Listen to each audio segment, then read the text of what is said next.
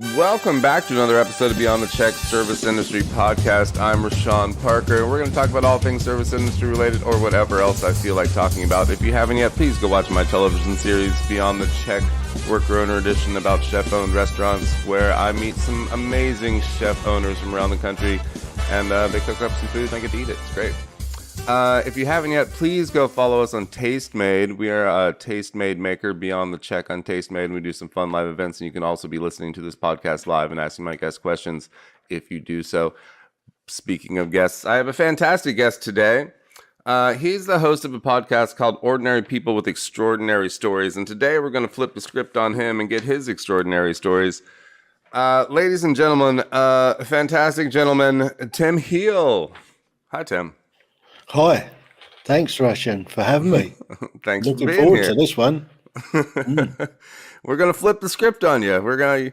You are now the extraordinary people, Wicked. or the ordinary man doing extraordinary things. I'm sorry. Yeah, I'm pretty ordinary. Mind you, I have done some extraordinary things. Oh, does she now? I'll leave you to it. Okay. Where do you want to get going? Where are you coming to me from? Well, I live in England, and I live on the south coast of England. And if you look at the south coast of England, there's a big island just off the south coast called the Isle of Wight. Now, just to the right of the Isle of Wight is Portsmouth Harbour, which is a big naval base. And on the opposite side of the harbour, you've got Gosport, and that's where I live. And it's a wonderful place to live. So you do a little boating, a little fishing. Yeah, well, I don't do so much fishing. The last time I went fishing, I almost got caught at it, but it wasn't quite legal what I was doing. So, but I did get away with a couple of trout. So you went amazing fishing. what you can find at a trout farm. Literally like fishing in a bucket. Well, yeah, pretty much. That's fun. Somebody called it poaching, but I wasn't quite sure. I was just fishing. I don't know what you're talking about. Yeah, I think what attracted the attention was the bang. Oh, you shot them. No. Dropped a flashbang in. Brings it to the surface, and you just sort of net them up. Saves all that messing about with rods and hooks and things like that. Yeah, when you were a lad though, back when you were a lad. Yeah, I was quite a bit younger than I am now. It wasn't like last week. No. So Tim, I'll go sailing. So that's nice. That's my passion. With actual sails. Yep, proper sailing boat. In fact, we just sold her last year, which was a real shame. I'm missing her already. Oh, but there you go. Things move on. Down, test and adjust. We do something else. I've been out on a motorbike today and got soaked. Well, you've sailed way more than I've ever sailed because I've never sailed. So consider your life fulfilled and mine not so sail-filled. Well, we've sailed a mile or two under our belt, and if anybody is really interested, they can have a look at the old or have a listen to the podcast. I did 24 half-an-hour episodes of my life, and the back end of it is quite a bit of sailing. We sailed around the UK the other year and got into a bit of trouble, and the ship's cat starred. The what? The ship's cat. The ship's cat starved? Yeah. No, death? starred. No, he's starred. He's a famous cat now. He's got a 14-page spread in the Royal National Lifeboat Institute's yearbook. The cat does. The cat does, yeah. Were you just Instagramming the cat on the trip the whole time or something? Well, no, it was to cut a long story short. We were sailing back down. We were sailing around the UK, and we were sailing down the east coast of England, and we were sailing directly from Inverness, and we were going to come all the way back to Gosport, some 630 miles. Well, we're about halfway down. We're about 300 odd miles down off a place called Scarborough, and it was dark o'clock at night, and we'd had to put the engine on because the wind had died a little bit, and we just wanted to keep up with this weather front that we were chasing down the country, and we would have got back on that weather front.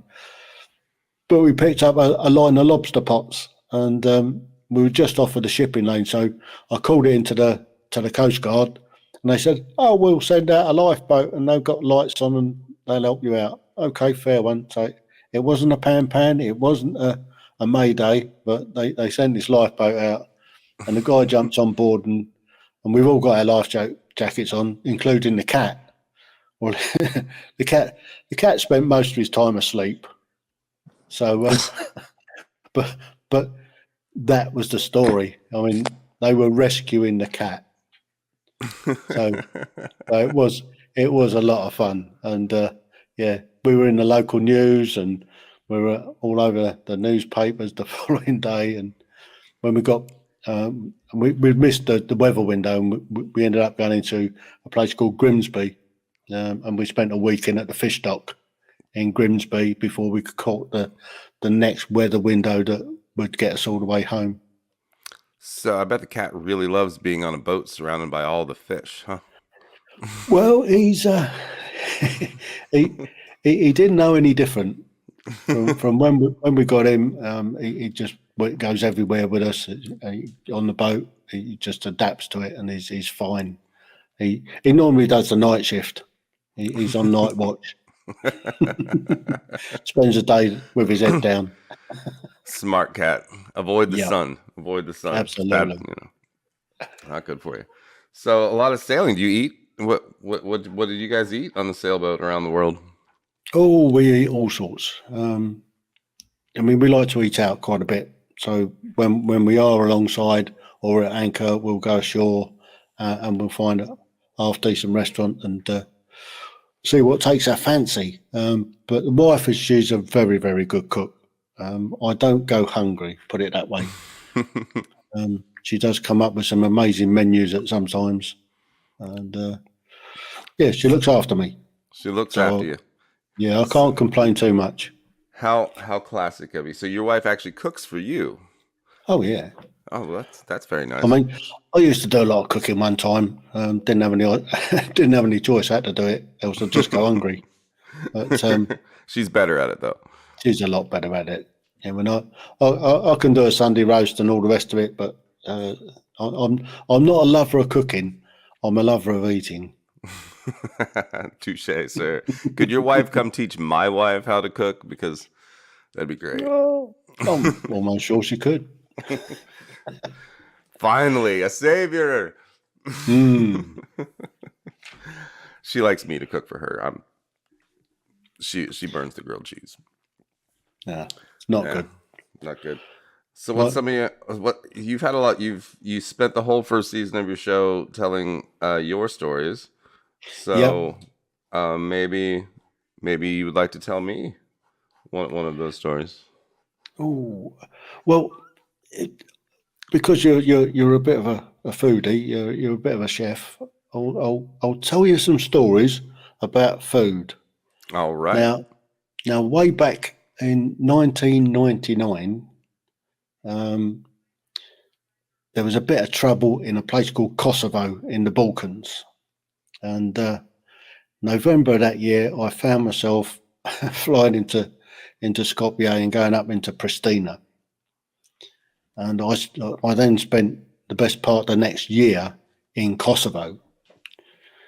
My role in Kosovo. My role, it was a war zone. I mean, there was a lot of trouble there at the time. And over that year, NATO moved in, and it was a big NATO operations, and there was lots of different nationalities in Kosovo trying to keep the peace. My initial job was I'm a PSYOPS operator, so we would run in some psychological operations campaigns to change some attitude and behaviour of the ethnic Albanians and the Serbian population in Kosovo. To try to get them to get along? Yeah, I mean it's So that was my role. Somebody had the bright idea of putting the PSYOPS team in the same office as the media ops team. PSYOPS and media ops, although they're pushing out the same sort of messages. Right. Doesn't they kind of go together? Right. Like the PSYOP. Yeah. I mean, you use the media to, So the early days, the media team had a driver that if there was an incident, what they'd do, they'll take this Land Rover out that's got a secure fit radio system in it that has to have a crypto. And to be able to operate that, you have to have a certain clearance and to be able to do it. He got he had a compassionate case and he had to leave theatre. They were stuck without a driver, but I was qualified to drive the vehicle and operate the radio system and this crypto. So if there was an incident, they would get called out. The media ops officer that was on duty get called out to go and liaise with the world or the international press and the commander on the ground. So they would be the link. So you wouldn't have journalists climbing all over the commander that's trying to run an operation. You'd have the media ops officer giving them the information that they needed, etc., to make their deadlines and stuff like that. So they just wouldn't bother you. So they wouldn't bother. The commanders on the ground that are busy. So we would get the information. I would be getting information on the net. So the communications net between the headquarters and the teams on the ground, what they're doing, where the incidents were kicking off and stuff like that. And the sort of incidents that go on was if they found a mass grave, and there was quite a few of those in the early days, and going out to see that was pretty horrible. You're not making me hungry, Tim. Right. So anyway, move the story on slightly. Which is good because I like to fast and I haven't had breakfast yet. So yeah. Well, to move it on, there's a lot of nations that were in Kosovo at the time. So around the Pristina area, you've got the British battle groups.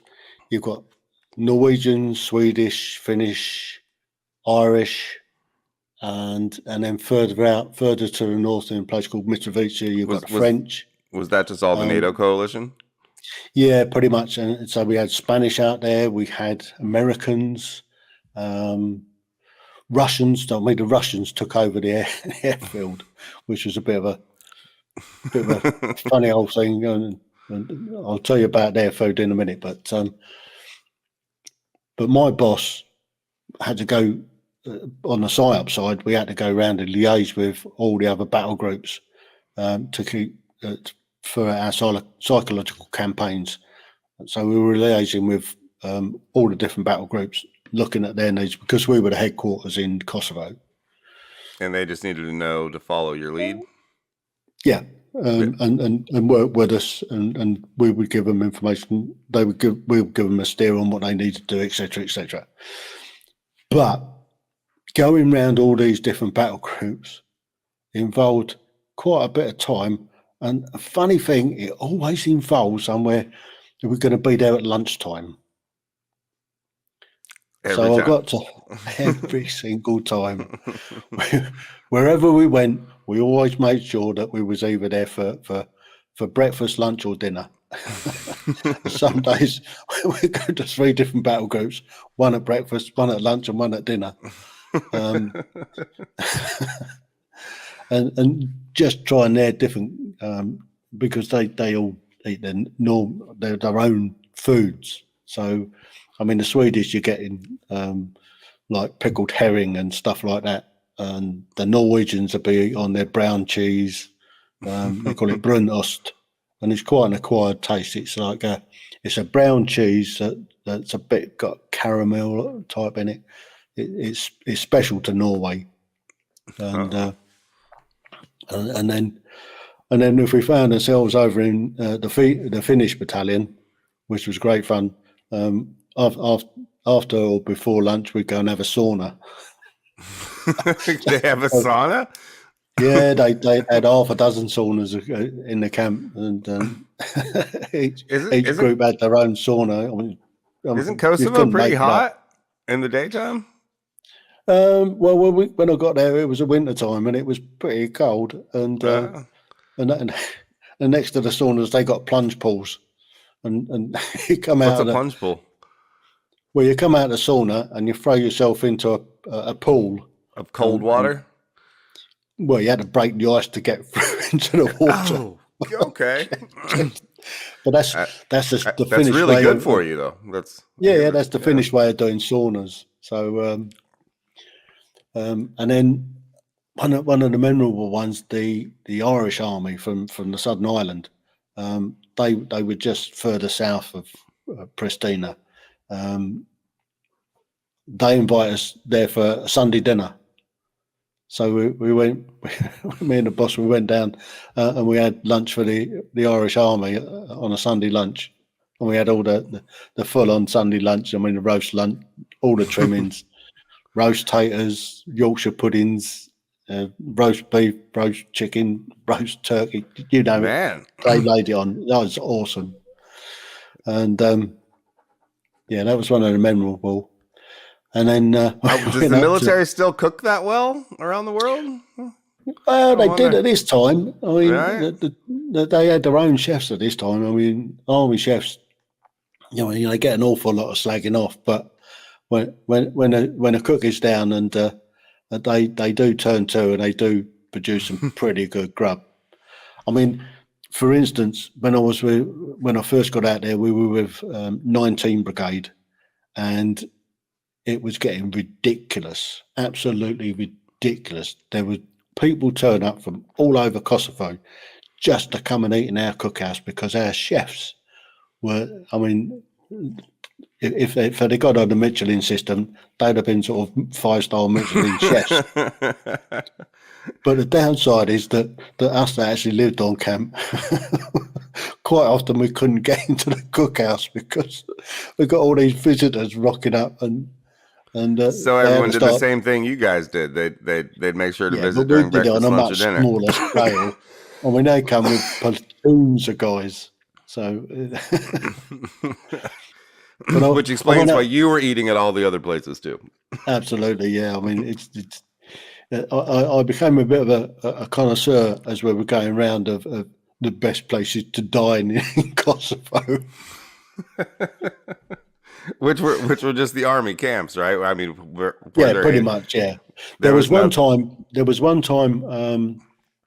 One of our interpreters was a Serb, so we had a mix of Serbs and Albanians that were working for us, and she had to go back to her parents in Serbia. So we drove her up to the border, and just before the border, there was a restaurant. That she took us in and bought us a meal, and it's one of the nicest meals I've had. It was I think it was pork chops, but it was certainly pork steaks, and these pork steaks were amazing. I've never tasted pork as good as that since or before. So the seasoning, like just a different type of I don't know what they put on it, but it was Kosovonians use? It was really, really nice. We went out to the APOD.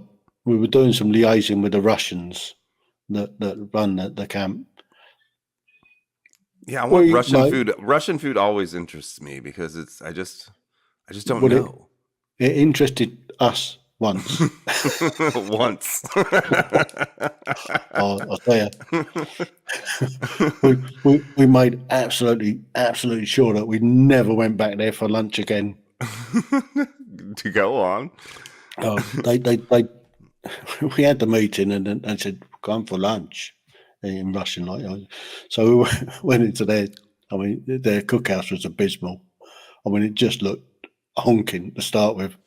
And the first thing they came up with was this bowl of it was like macaroni, but sort not of macaroni. in milk and oil, Mm. and it tasted disgusting. Oh, and they just forgot to bake it. Oh no! It was soft and everything. It was like the old Right, panini but like stuff. it didn't. But it was It didn't tasted cream up. awful. Yeah. So not wishing to to upset them at all, we suffered this stuff. and then they brought out the main course of it, and it was cabbage and beetroot and but it tasted equally disgusting. It was horrible. I don't know how these poor Russians lived on this stuff. It was desperate. Keep the We never soldiers went back desperate, there man. for lunch again. Nah, it's a lot of pickled stuff. A lot of Borscht, they call it, or something like that. It wasn't pleasant. No, it's a lot of necessity food, because the majority of Russia is just generally, for communism, you had to give everybody something, right? Yeah. So it wasn't always the best shit they were passing out, and I'm sure they didn't give the army the best stuff to march with either. It was desperate. Well, I'm sure the army got the same as everybody else, right? Because that was still the Soviet Union, right? Yeah. I felt really sorry for these poor Russians that were stuck in the airport, couldn't go anywhere, and that's all they did. They just guarded the airfield, and that was it. And so they couldn't do the old restaurant chef tour of no, they couldn't come with us. Oh, poor Russians. And so you guys are eating like kings. They're over there eating like absolutely, yeah. And we went up to a place called Mitrovica, which is in the north of Kosovo. It's on the border with Serbia, and the French are up there, and they were having some trouble with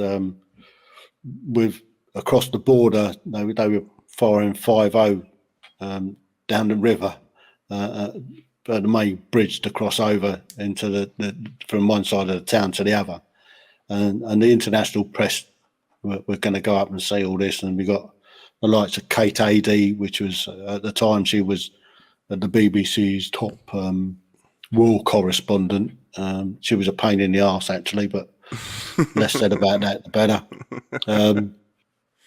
So we were up there for a few days eating with the French. Now, do you think the French are big gourmet cooks and all the rest of it? Yeah. I noticed you hadn't mentioned French yet, and I would think that would be one of the places you'd be hitting up all the time. But they didn't quite have their Michelin star chefs out on this operation, that's for sure. Yeah, it was pretty average. Well, butter makes everything better, right? So we'll just add butter; it'll be fine. Yeah, so it was pretty average, if I'm honest. So the Irish was Irish. Well, you guys. What was the American camp serving? Oh, what was the camp called? Bonstill, Fort Bonstill. And what they did is they cut the top off of this mountain and put a camp on it. Bizarre. It was a massive, great camp. And I mean, they had some big cookhouses there. And they had everything. I mean, you go in there and it's typical American food, and there's tons of it. I mean, you just go and help yourself to what you wanted. There was burgers, there was pasta, the American gluttony was real, even in Kosovo. Absolutely. Tons of ice cream. I mean, ice cream, what was that? We never saw any of that, were it? You probably didn't take the time to bring the freezers for the ice cream. Yeah, I know. We're like, no, we got freezers. We got ice cream. And the guys are living in these sea huts, which are sort of wooden buildings. Don't have any partitions, and you go into the toilets. The cars is there, and it's like a room full of, toilet pans, Just a room no full of walls or shitters, anything huh? like that. I mean, just everybody sat there around, having a crap and having a chat at the same time. Oh boy, The smell was awful, I bet. but it was fun. The conversations you could have. Oh yeah. I mean, we were talking shop half the time anyway, but because this was in the PSYOPS bit, and so we were talking. We had lots of meetings with PSYOPS types, and Not on the shitters. not on the show, no. But yeah, it was amusing to see how they do it, how different it is. Everybody's a little different. And there was a couple other places that there was 3 other places that I went.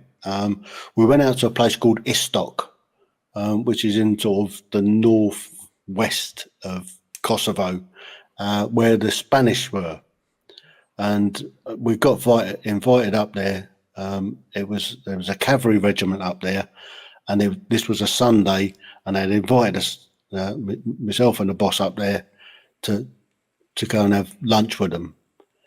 And because it was a kind of a day off or a festival or something that they were having. It's a holiday. You don't really have holidays in a war zone, but when they had some downtime. but this cavalry we'll celebrate regiment, Christmas today. This is the day we can do it. Something like that. But they had these massive, great big, like big porcelain, not porcelain. Not porcelain, but earthenware pots type. I mean, a massive, big things that they stuck in the ground. They filled out with all sorts of rice and vegetables and chicken, and that was one. And then there were the seafood in the other one, and they had these 2 massive, great big paellas. Oh yeah. And that was magic. That was one of the best meals I had there. So the Spanish weren't messing around either. The Spanish didn't muck about, not when it came to food. But the French really letting us down, though, huh, man? Absolutely let us down. I mean, even the Americans had slightly better food than the French, and that's saying something. It is. I took the words out of my mouth. And then right out in the west of Kosovo, in a place called Pech, the Italians are set up in this hotel. They're taking it over this hotel that overlooked the mountains, and of course the Italians did. And it was smart. Well, really, really classy, and all walking around here with the Ray-Bans on and swaggering around, looking smart.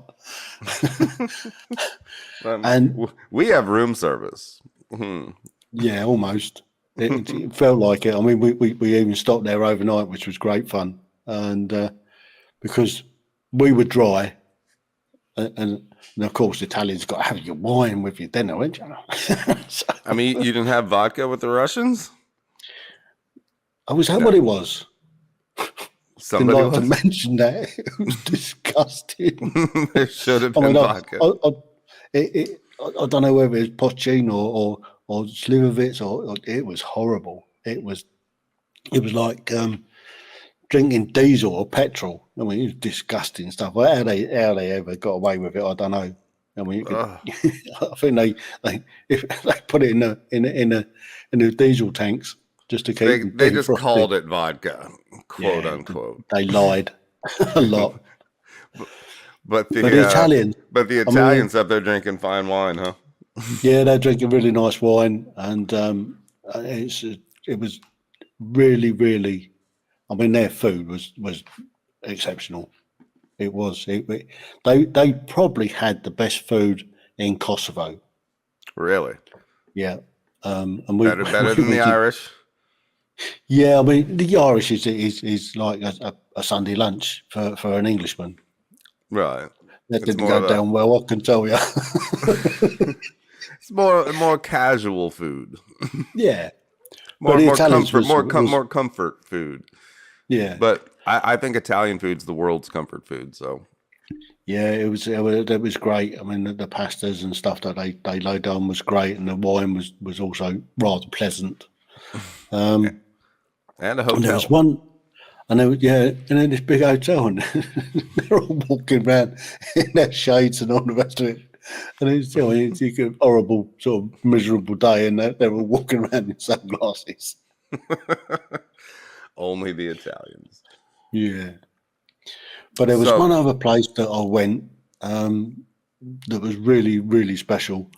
There was a small, I think it was a Christian enclave. I mean, it was a tiny village stuck up in the middle of nowhere. The Irish were, it was in their battle group area. Nobody really bothered this village much, but it was a Catholic village. So Kosovo is predominantly Muslim, and the Serbs are Orthodox, whatever.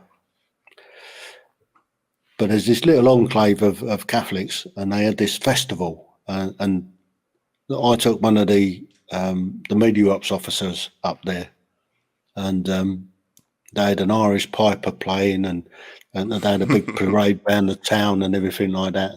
And I'm just up there as a spare part, really, just as to drive this officer up, if you will.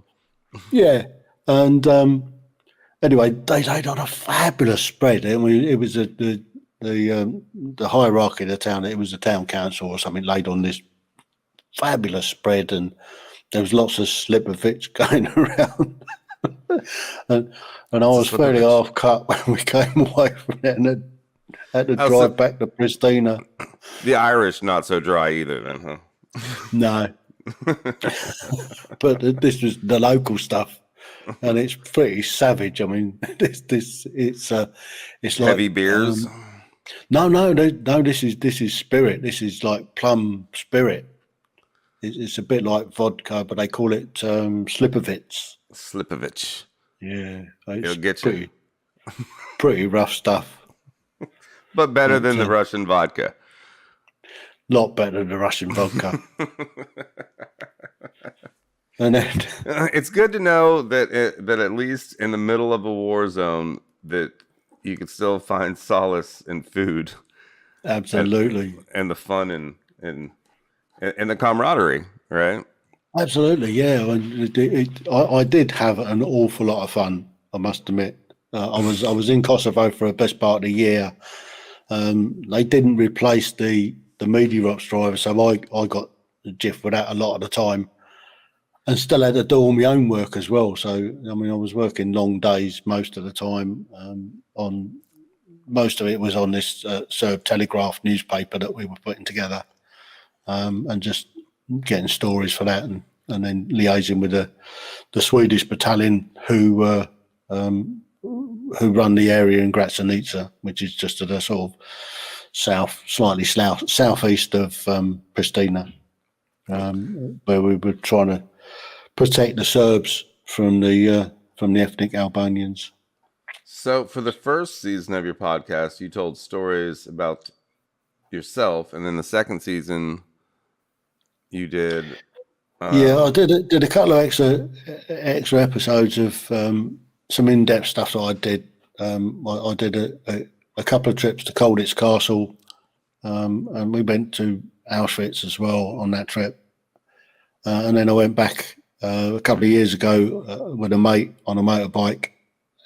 We spent a couple of nights in Colditz Castle and escaped. So anybody that doesn't know what Colditz Castle is, during the Second World War, they kept all the prolific escapers in one camp. So it was predominantly all officers, obviously, but all the prolific. It was the supermax of the time. Yeah, I mean they they thought they put all their rotten eggs in one basket, and nobody. It was an escape-proof place, but yeah, they had quite a few home runs out of there. But we managed to actually. The last time we went, we actually stayed in the castle itself. Is it a hotel now? Or it's No, it's a youth hostel. So we were Wow. able to get a couple of rooms in the youth hostel. Yeah, but that's creepy. Oh, it's great, absolutely great, and they give a guided tour around the castle of all the escape routes that they found, and they've got the original a copy of the original glider that the British were building in up in the attics. A plane? Yeah. Yeah.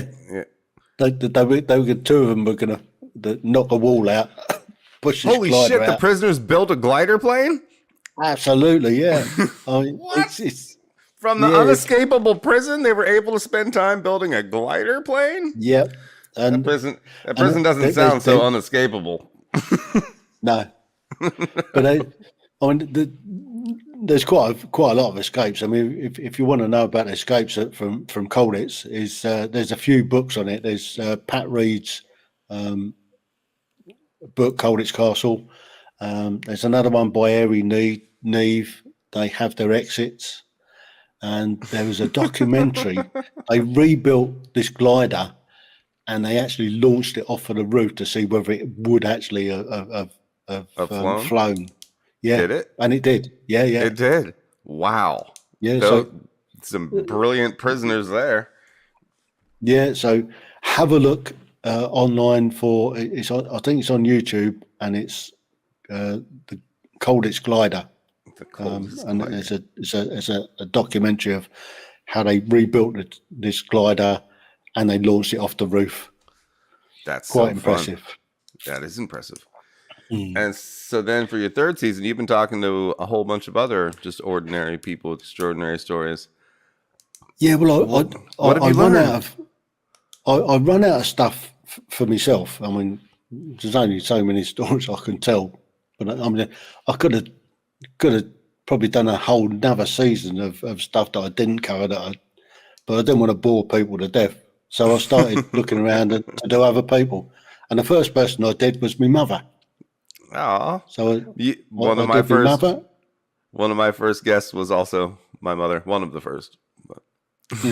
Well, she was my first, and then from there, I bullied people and cajoled people, and found it really difficult to try and get people to come and tell their stories. People, for some reason, are reluctant to sort of want to talk about themselves. Well, I'm happy to come on your show and talk about myself if you ever. Absolutely, yeah. So that hopefully, kind of dried up. Hopefully, get the camera to work by then.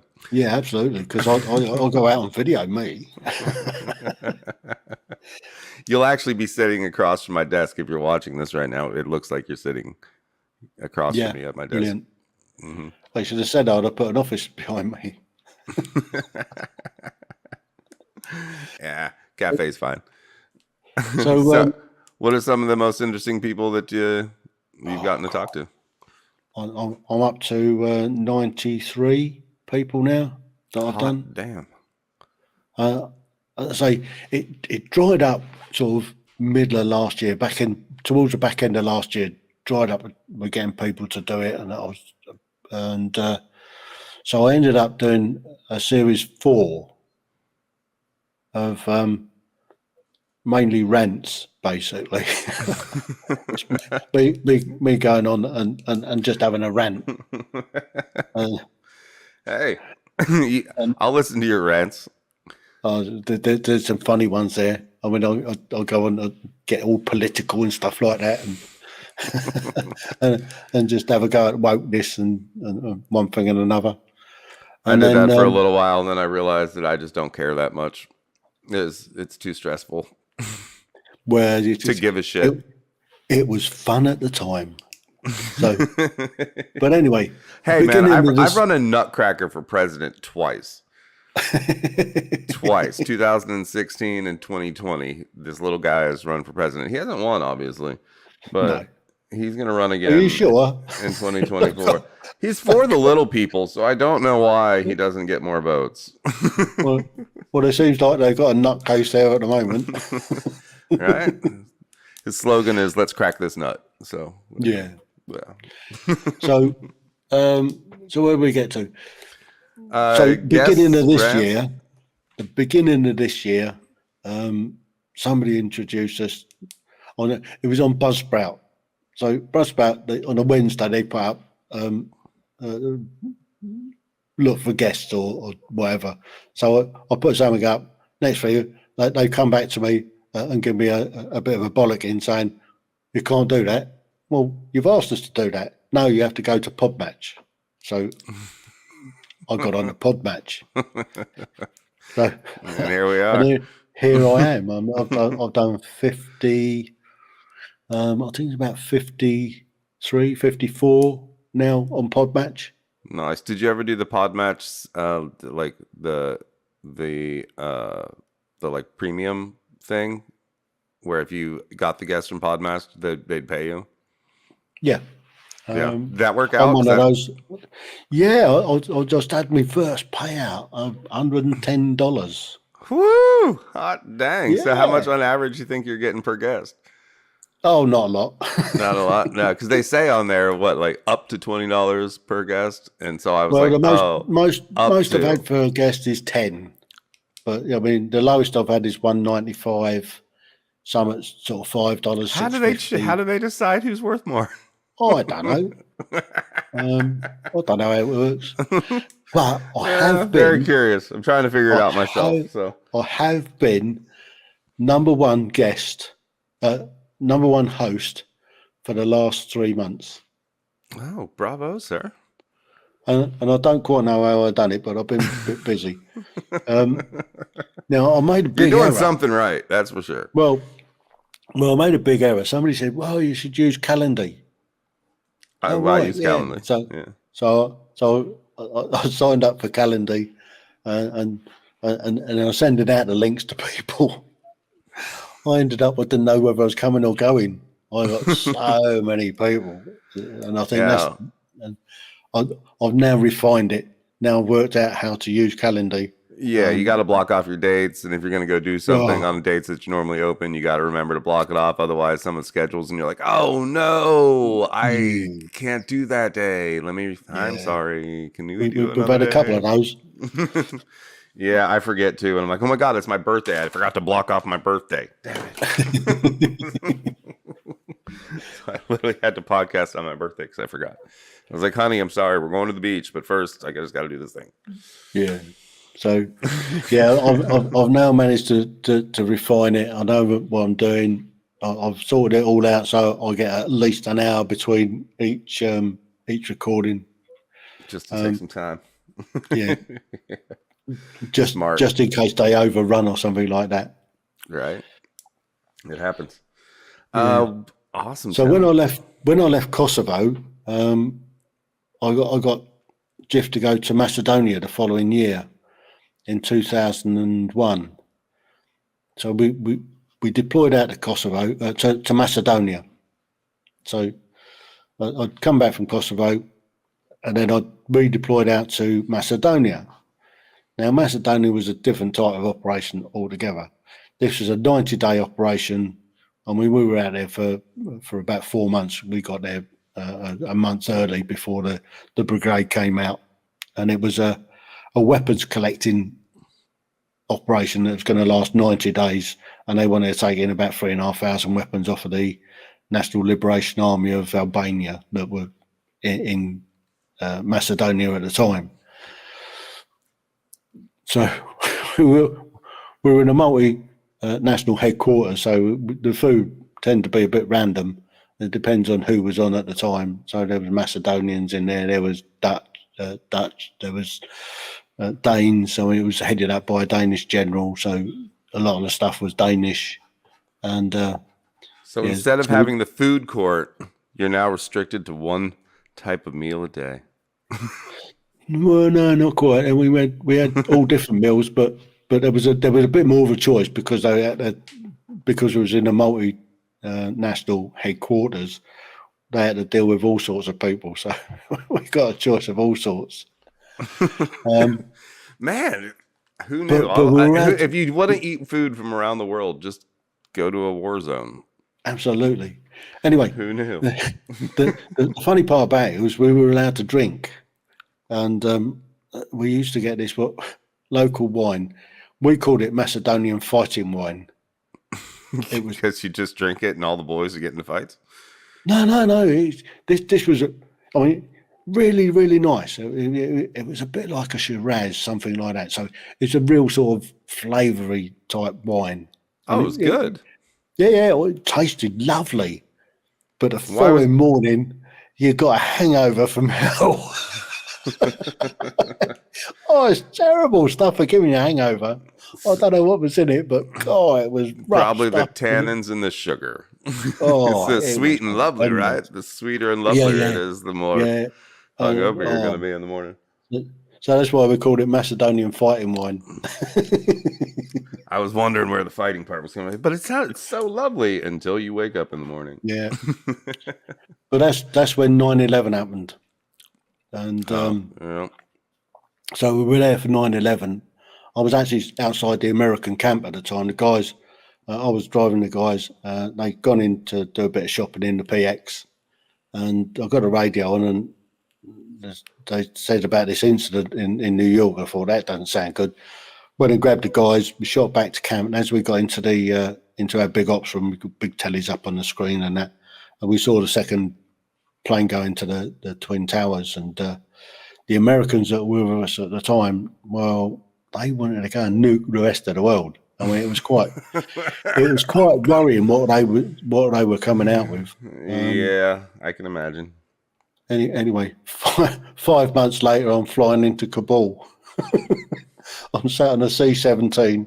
They put all the lights out, and they said that we're doing a night tactical landing on this thing, and they're throwing this C-17 around the sky. And all of a sudden, bang, it's hit the deck and it's come to a grinding halt. It's backed up, back doors were open up, pitch black outside. You couldn't see a thing outside, apart from this tiny, dim little light that this mover was holding in front of him. And he's led us off the back of this plane and into this little dimly lit sort of tent where he proceeded to give us a briefing about all the things that can bite and eat you and how dangerous the water is and all the nasty things that could happen to you in Kabul at the time in Afghanistan. And then they piled us on the back of this Italian truck and drove us through the streets. And when the streets were pretty much empty, apart from when you come to a junction, there was like half a dozen or so mujahideen stood around one of these oil drum fires with their AK-47 slung over their shoulders, thinking, what have I got myself into this time? Hey, boy. and we that one doesn't sound quite as pleasant as Kosovo. No, it is. Mind you, the food did improve, but we got to where we were stopping at the university building, which is the main headquarters of ISAF at the time. Still pitch black, freezing cold. It was about -29 when we arrived. Whoa. We were gibbering wrecks, and they stuck us in a tent, no heating. What? So the desert in the middle of the night, huh? No, this is in the city, and we spent the rest of the night sort of gibbering and thinking, God, what have I done this time? Why did I volunteer for this? And then I woke up in the morning, and the sun came out. It was still bitterly cold, and there was snow about. And went down to the cookhouse and had a decent breakfast. I mean, it was composite rations. Americans call them K rations, but I mean, the British rations are rather more superior than the Americans' BMRE type stuff. So we had a decent breakfast, and things started to look up then. And decided you'd stick it at out. that time, everything had to be flown into Kosovo, into Afghanistan. Everything had to come in by air, water, everything came in by air, which limited the amount of people that you could have in there at the time. And I got to go around a few of the battle groups. I mean, the Italians again, they had some pretty good food. Italians crushing the war scene every time. Yeah, I mean, we had French there as well. We had a French captain attached to us, and he was a great source of booze. Was the food a little better this time around? Food wasn't too bad. It wasn't as bad as it was in Kosovo, that's for sure. But he came up with this bottle of Napoleon Cognac, and it's this 5-star cognac. It was gorgeous, and he came up with a proper brandy glasses and showed us how to drink this properly. And you sort of cup in your hand, and you cover the top of it. You swill it round so you're warming it up. You stick your nose in between your hands to sniff it. Oh, it was, and then you sip this.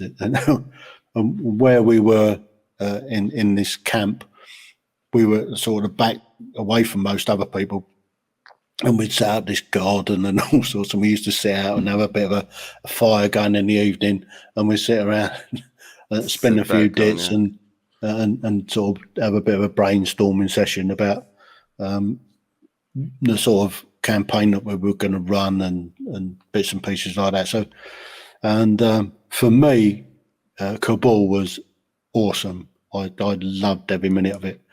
And occasionally I'd go out to a village to help a commander on the ground, talk with the locals. Took one of my interpreters with me to a shura, and they'd offer you some sort of food and tea and stuff like that. And I quite like Afghan food, and I've got some Afghan friends here in England, and I go and visit them, and they cook for us, and they do cook some pretty nice stuff. I must admit, if you get a chance to have Afghan, it's like chicken meatballs in a really, really nice sauce, rice with sultanas in, and bits of carrot. Really, really tasty. All right, Tim, you did it. You made me hungry. Sorry, I only apologise. And Afghan bread's lovely as well. Oh, now it's really hard to find an Afghan restaurant, but now I'm going to go look for one. Yeah, find some Afghans. Have a chat. Have a chat. They'll be there somewhere. Just have them over. Go to their house for dinner.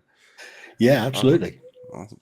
Tim, this has been a lot of fun. Super interesting chat. Well, I thought I'd give you a different spin on what. I had no idea we were about to take the tour de war zone cuisine especial. Thanks. Well, I kind of got known for being a tour guide. Hey, you knew where to eat, buddy. You knew where to eat. Absolutely. Look after your stomach. I'm an infantry soldier. Look after your stomach and your feet, you'll be fine. Words of wisdom, sir. Words of wisdom. Would you like to give any shout outs? Where can we go out, listen to the podcast, etc.? If anybody wants to, if anybody's suffering from an insomnia and they need to try and get to sleep, there's 24 half-an-hour episodes of my life. Put you to sleep no time at all. And that's on the Tim Heale podcast, and it's across all the different podcast apps, Apple, Spotify, you name it, it's on it, and Pandora for Americans, and that goes out on Buzzsprout. I have an episode going out twice a week at the moment with other people's amazing stories, and I've had some amazing stories. And I'm also on YouTube, so if you put in the Tim Heale podcast on YouTube, you'll find my channel on there. And since the beginning of this year, I've been putting up a lot of content of the podcast, so I do audio and video podcasts. And then there's some of my older stuff on there, some of my sailing stuff's on the YouTube, and a bit of motorbike stuff on there as well. Super I'm cool. a motorcyclist. Tim, you are everywhere. And awesome stories. I'm totally going to go listen to that because I need to laugh sometimes, and you make me laugh, and I appreciate that. Well, I'm Alice über the Platz, as they say in German, all over the place. All over the place. Awesome. Ladies and gentlemen, please go listen to Tim Heale's podcast, Ordinary People with Extraordinary Stories. He has extraordinary stories. He gets to hear some extraordinary stories, and hopefully someday soon I'll get to hang out on his podcast and tell you my extraordinary story. So go check him out. Go watch my television series, Beyond the Check, now streaming, and follow us on Tastemade. Thank you for listening. Tim, thank you so much. No, Cheers. It's been an absolute pleasure. I've enjoyed myself. Very good time. Very good time. And maybe we'll do it again someday. Absolutely. Absolutely. Well, you take care and give that wife a big hug for me. Will do. And, will do. Cheers, my friend. Have a wonderful rest of your day. Au revoir. Bonne chance.